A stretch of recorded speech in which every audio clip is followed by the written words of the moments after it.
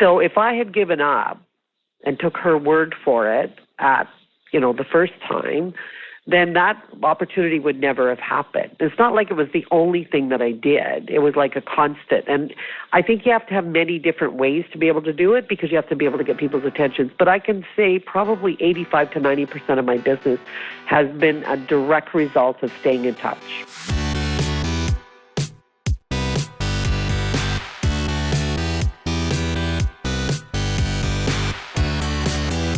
You're listening to The Successful Bookkeeper with your host, Michael Palmer. Listen each week as inspiring guests share their secrets of success to help you increase your confidence, work smarter, and build a business you love. This episode of The Successful Bookkeeper is brought to you by PureBookkeeping.com, the proven system to grow your bookkeeping business.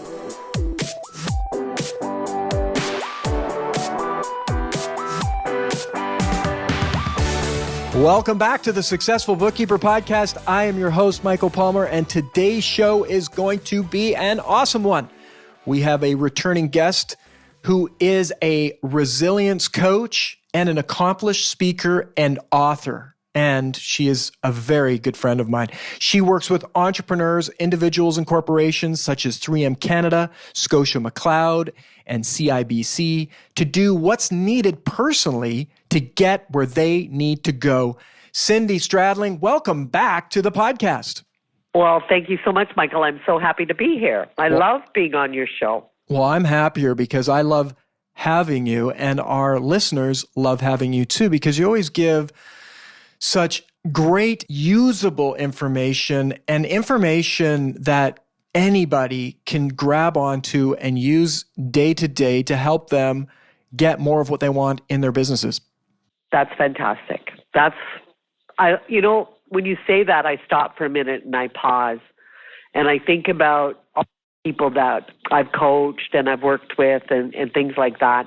And I think at the end of the day, Michael, all of us, that's all we really want to be able to do is to, share and to help other people be successful. I think that's what's really most important for me. And I think anybody who's in business for themselves, regardless whether it's bookkeeping or whatever it is, I think it's really important if they know their value. We've talked about this before, and know what they can actually do for other people. There's a level of satisfaction that you just can't even buy that. It just feels really good, and it's motivating to have you keep going every day.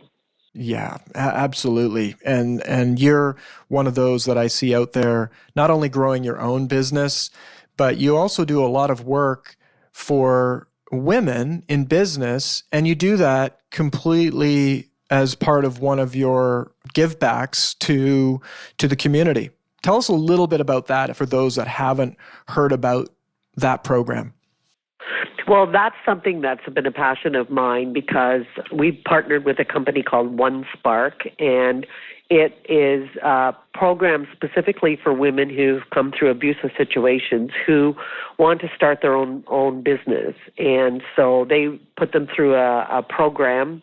It's a 7-week program, and at the end they get a laptop, they have a business registered, they've got a marketing plan, they've got all the sort of the infrastructure that they need to be able to start their businesses. And then what we do is we provide them with a business coach for a year at no charge to help them go through those especially the first few months of where do you go, how do you get started, because a lot of people it's brand new for them. And it's the most rewarding work of all, in my opinion. It's, I get as much out of it as they do, and so do the colleagues that work with me.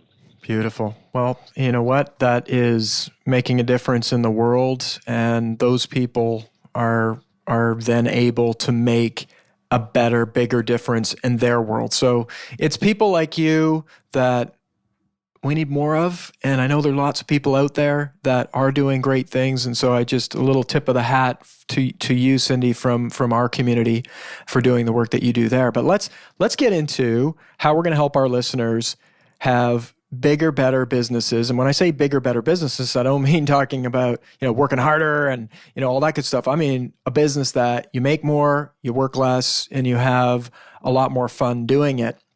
And I think the theme today, Cindy, as we were chatting before we got into this interview is about follow-up. Following up with prospects really with anything in business. Why is that so important?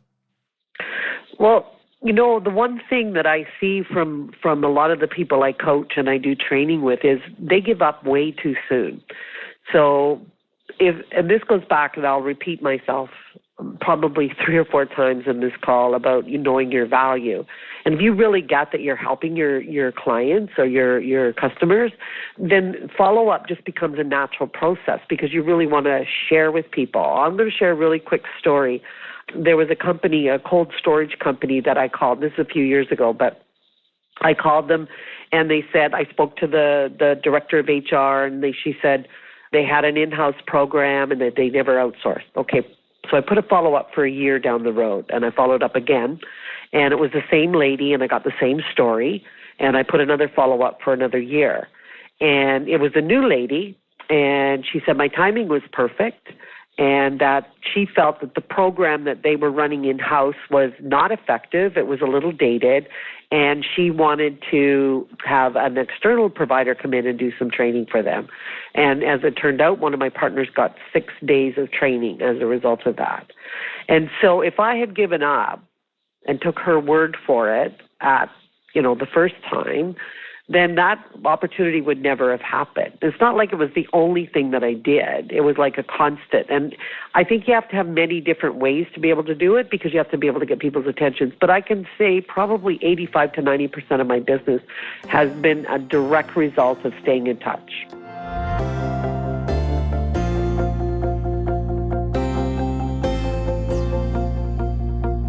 So I would imagine our listeners listening to this and feeling, and even myself feeling like, yeah, okay, well, they've said no. And yet I'm going to call back and say, well, I know you said no, but I'm back. Well, I think you have to have an attitude of no only means no today. How did you develop no only means no today? Were you always like that? I just think it's me personally, because a lot of people, I never understood rejection from the point that people would call somebody. Now, I've cold called for years. I cold called like for over 25 years, and that was the way we got business, was we picked up the phone and we cold called people. I still do it today. I warm them up with LinkedIn or social media or things like that, but I always still stay in touch. And it's funny because I don't see how they're rejecting me personally because they don't even know me.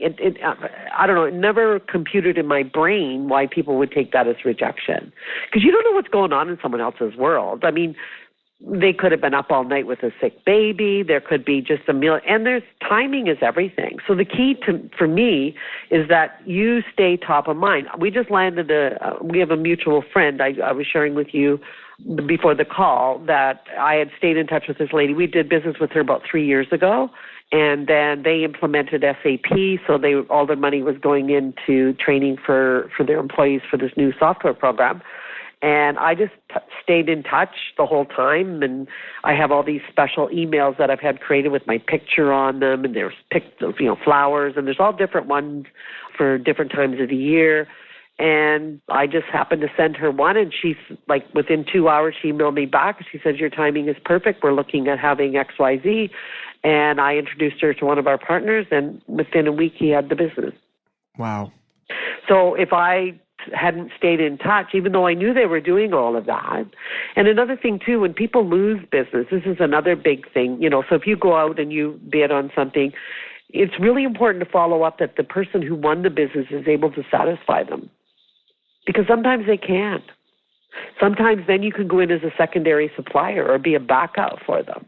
That's right. I've done that many times when I used to work in rewards and recognition, where we'd lose the RFP, and I'd follow up in 3 months and say, how's it going? And then the other companies made mistakes, or they've short shipped, or they sent the wrong product. And I just say, you know what, we're right around the corner. I would give them, because that was one of our benefits, was we could do our manufacturing right in-house. And if you need a backup supplier, and over 2 years when the contract was up, we won the whole business. Wow. But if I'd walked away and never followed up to see how things were going, they probably would never have thought of me. You're absolutely right. And literally just yesterday, there was this woman who attended one of our seminars, about our program, and she was really interested and really excited. And then she said, well, I'm going to look at a couple other options though. And I said, okay, well, and I'm a very good communicator, but I was like, I'm not going to high pressure and say, no, you got to work with us type of person. Right. And so I just thought, okay, well, where we are. Right.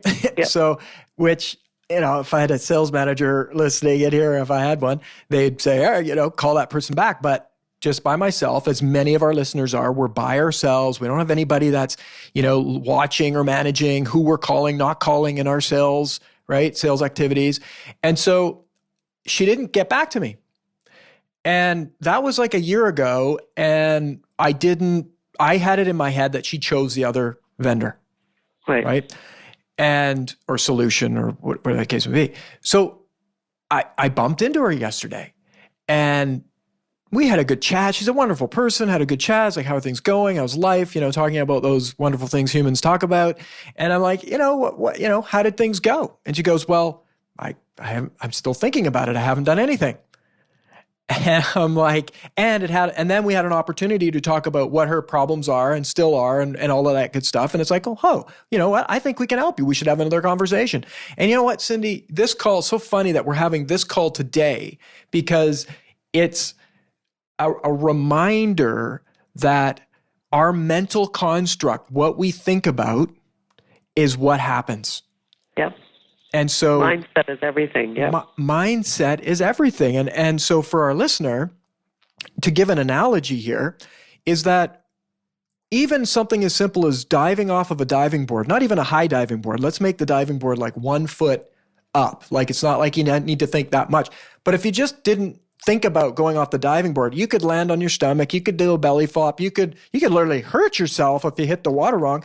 And most people, when they go up to dive off a diving board, they've stopped, they've thought about it, they may have a little bit of fear, they recorrect that, they envision how they're going to, do it correctly. Like you give it some thought. So something as simple as jumping off of a 1 foot diving board, more thought goes into that, I think, sometimes than the thought that I put in to a sales call, to a follow-up. I'm putting more energy and thought into, well, I'm going to do a belly flop. Oh, geez, this is going to be a belly flop, right? Yep. They're going to reject me. Up. Big belly flop, all right? And so it's like, why am I doing that, Cindy?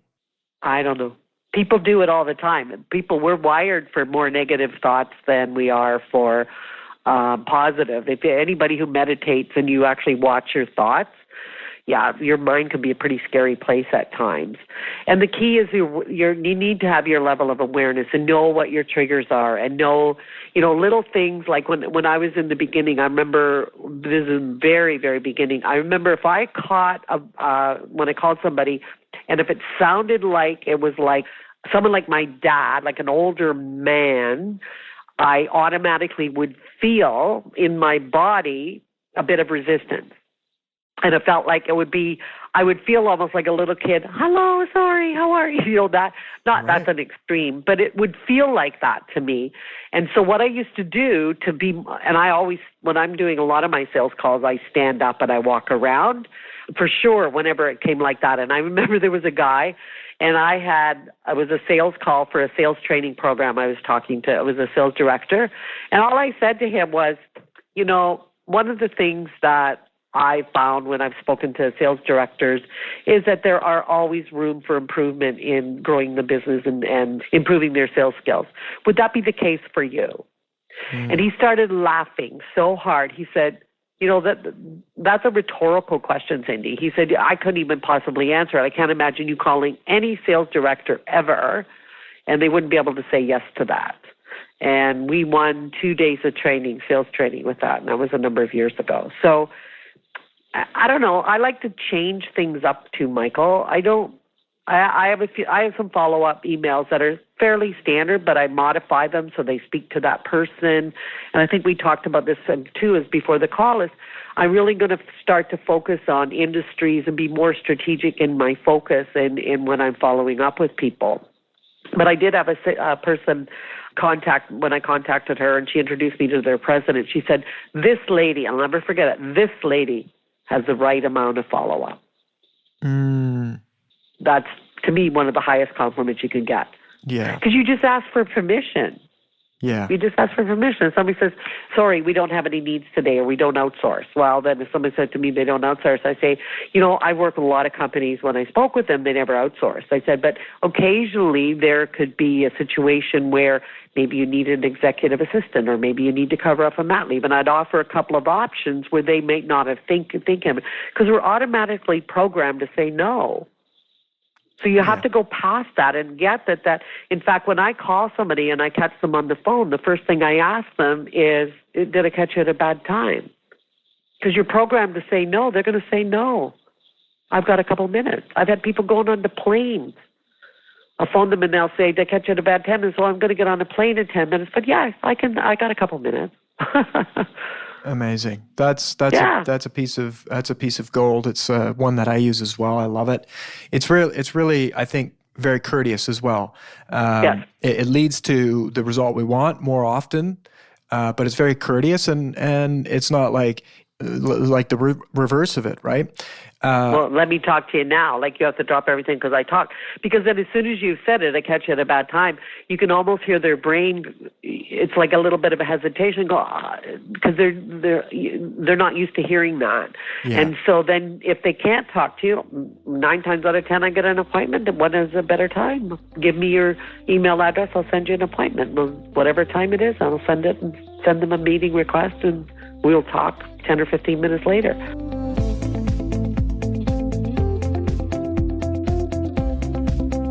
Yeah, it's pure gold. And so follow-up, we know that follow-up is only going to bring good things to all of our businesses, all of our listeners. Follow-up is going to be amazing for you. It's going to put tens of thousands of dollars into your business likely every year if you did proper follow-up. And we do know from this conversation that between follow-up and actually doing it is mostly our brain, and we need to bring awareness. So Cindy, let's come up with a routine for our listeners that they can take on that would be preparing them to make a call that's a follow-up call, or make a call to a referral that someone's called a referral, whatever the case may be. Maybe it was a couple of months back, or like you said, you did this once a year for this one client. So can we come up with a routine that it's like, hey, right, this is where I am. What do they need to do? Would it be a good idea to sit for 15 seconds and go, okay, these people have no idea who I am. Mm-hmm.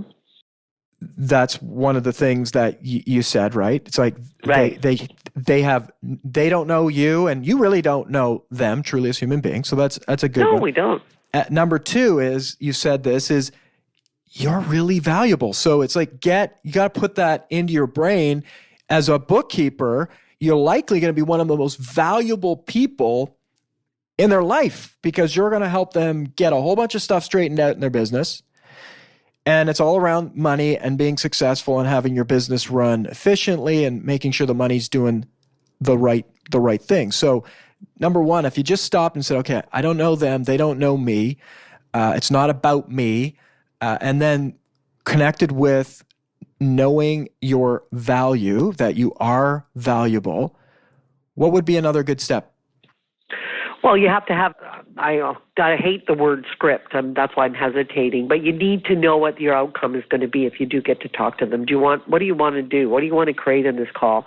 So one of the CPSA put in a report, and one of the biggest complaints from customers and clients was, a salesperson just calling without an actual agenda, like without actually an intention or something like that. So there's something that I use in my training, I think I did this on the last one. It's A-I, D as in Donald, C as in Charlie, A. So the first one is to get attention. Then it's I is to create interest. And then the D is create desire. So once you've got their interest, then you're going to start talking about the value that you bring. Then you can get a commitment for a next step. And then the final A is for action. So it could be a PO, it could be whatever that action is.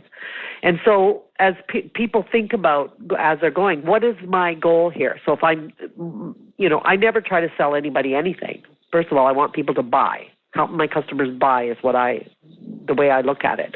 And A is getting their attention. So if that's all this call is about, that's all I want to do. That's all. Game over.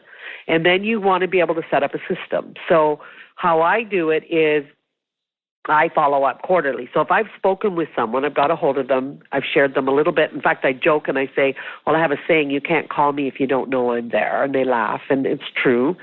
And I ask their permission. With your permission, I would love to send you a quick email with a link to my website. And I used to add everybody or ask to add people to my newsletter, and most people said no for that. So I stopped asking that because it could just get too many anyway. And so I would just say, would it be okay with you if I were to follow up with you periodically? Typically, I do that quarterly. And they always say yes. Wonderful. You've got permission. And then when you follow up with them, you need to have, whether it's a CRM or some sort of a system, then you look at your CRM and then you sent them information in 3 months ago, then you can just follow up. I always, after I've sent an email, I'll follow up the next maybe week and say, just confirming that, you got my email, that if you have any questions, that I'm here for you. Sometimes it goes into spam. I could resend, just to stay on top of it. And people have said, because you're creating a relationship with them, whether you realize it or not, you're actually demonstrating to them what it would be like to work with you. That if you said X and X happens, at a very unconscious level, they're getting that they can trust you. I can't even tell you the number of times I've gone into an HR PA function and people recognize me from my blogs on LinkedIn. It's so powerful when people walk up to you and say they already know who you are, right? Yeah. It's happened a few times. I'm like, it takes you back at first, actually. It's like, whoa. And because I blog once a week, and I have my Friday focus, so I always encourage people to have something in social media, whether it's Facebook or LinkedIn or Instagram or whatever would work for wherever your audience is, have something so that you keep yourself top of mind. So it's almost, actually there was a movie about that, I can't remember the name, it was actually really excellent, how they programmed this person to be able to, they shysted the guy out of money, but they programmed it, I remember it was the number 55. And you could see at the end, they showed how they programmed them from the hotel lobby to the football player, to the whole things. And so that's what you're actually doing in a way, is that, so they see your face, they see your blogs, all those kind of things. And whether you realize it or not, you're building your reputation and people are starting to feel comfortable with you. It's so true. And as small business owners, we don't have a huge budget like Coca-Cola or Disney to put our brand in front of everybody, so that when we see a red, we want to have a big drink of a Coca-Cola or the holidays, that sort of thing. But that's exactly what's happening. But you're able to get there by doing small things, very targeted, to the right prospects. So you have your LinkedIn. People follow you. You have connections. You're putting out content, and every time you put out content, if it's valuable, they're going to get value. They're going to remember you. 100%. And also I always tell people to get recommendations on LinkedIn periodically. Every 4, 5, 6 months or so, ask someone who's worked with you to do a recommendation. I read an article once said that they have way more credibility than anything on your website, because let's face it, a lot of people could make it up, but that, because the person has to write it themselves. Post it themselves. It's way more powerful, yeah. Yeah. Interesting. So it's becoming, LinkedIn referral recommendations are becoming the gold standard in in our social world. Yep, 100%. So that, and I can't even tell you the number of people that just say, I just checked out on LinkedIn. That's the first thing they go to now.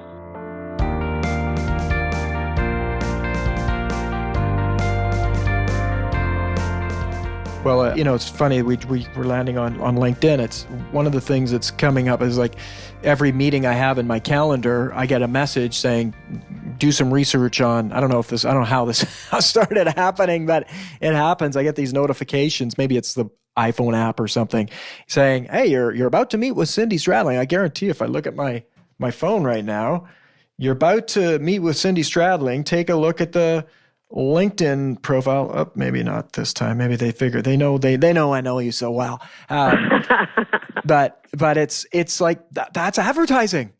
Yep, so it's like 100%. it's coming up. So anytime it's happening, they're going to go and look at your LinkedIn. And it's like if you've booked a meeting with them and they take a look at your LinkedIn, these recommendations are there. Time. Very powerful. Before a sales call, I go and I see who we got in common. So that's a great icebreaker. Oh, how do you know Joe? Or how do you know Michael? Or whatever. It's a great icebreaker when you're getting on the call. And I mean, unfortunately, sometimes I've got people in the beginning I would connect with anybody. Now I'm a little bit more discriminating now. So occasionally you'll get someone that they don't really know them, that they've only connected with them. But most of the time, I just did this recently and I got 2 brand new recommendations. So I don't think it's as effective if I had still from like 2009 and I didn't have anything since then. So I think it's important that you do it maybe once or twice a year. So you got something in the current year, something that shows that you're still active and that you're still, doing good work and all those kind of things. So, people always say, oh, the world has changed because of social media, the internet. Or I think it's actually easier in some ways. Very much so. There's pros to cons to everything. Change is good and change can be, not so good if we look at it. But at the end of the day, if we look at all of the things that we have at in our hands as small business owners, I mean, it's incredible how much we can do with so little of capital and investment. Right. I agree. So follow-up's key. I think this has been great to set up a bit of a routine before following up, and whether you're making a call to anyone, go through that routine. You will have a better outcome. This is 100%. Just going back to the diving board. If you wanted to get better at diving, all you'd have to do is think a little bit more about it and you'd get better at it. Do it a bunch of times, you get even better at it. You mentioned script, Cindy, and absolutely we it's one of those things. I think people hear the word script and go, well, hi, this is Michael. Am I calling you at a bad time? Right.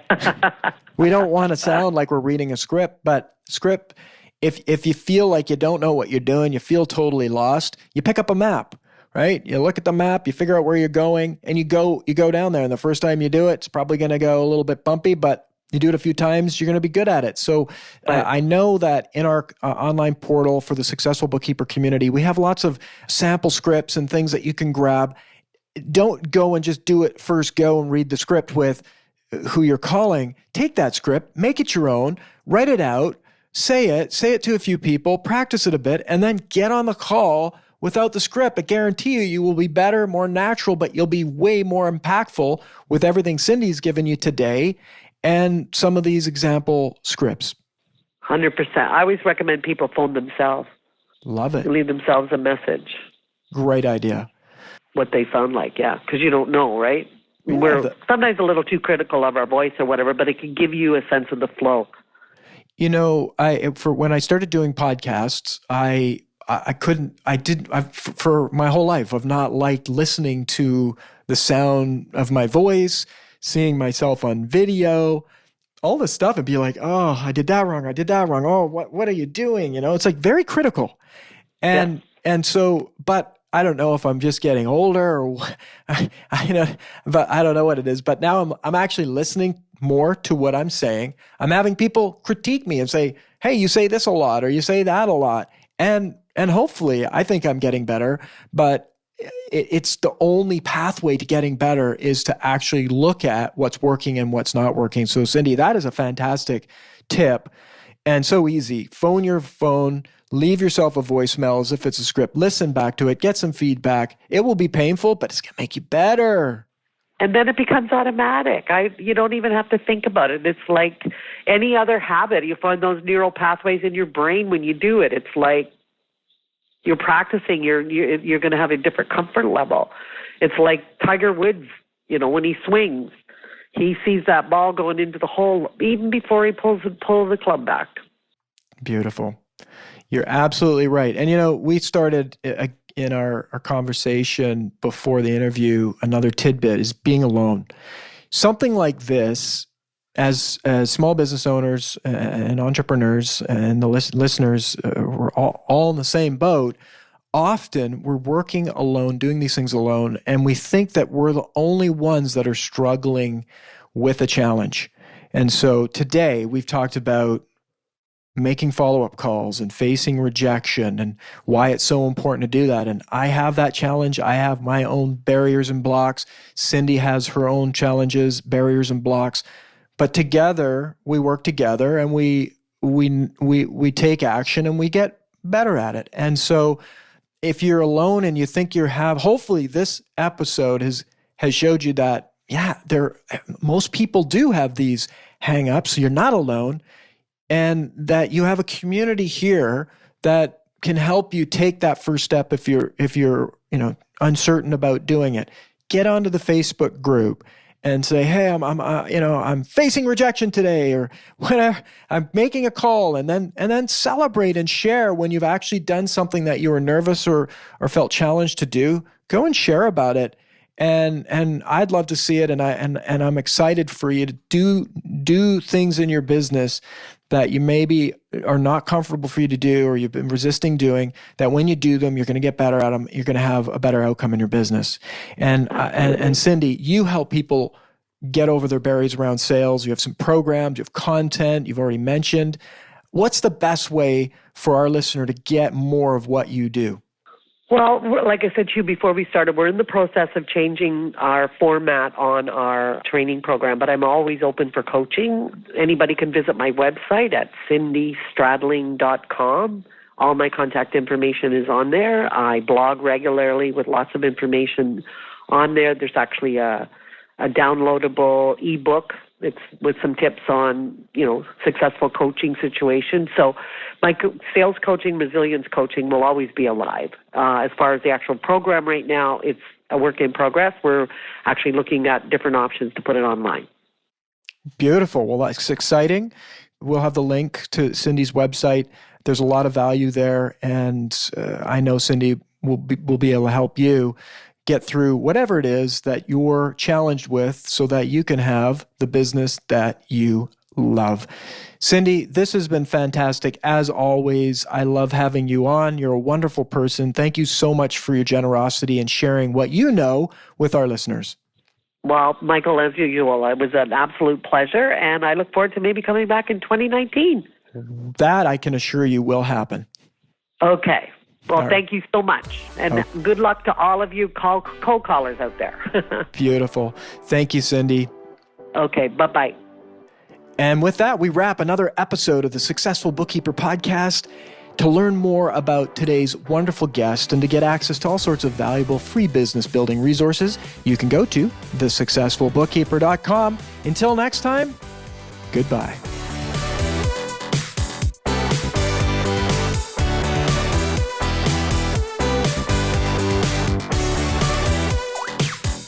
You've been listening to The Successful Bookkeeper with Michael Palmer. For more information and to download the resources mentioned in this episode, please visit us at thesuccessfulbookkeeper.com. Thank you for listening.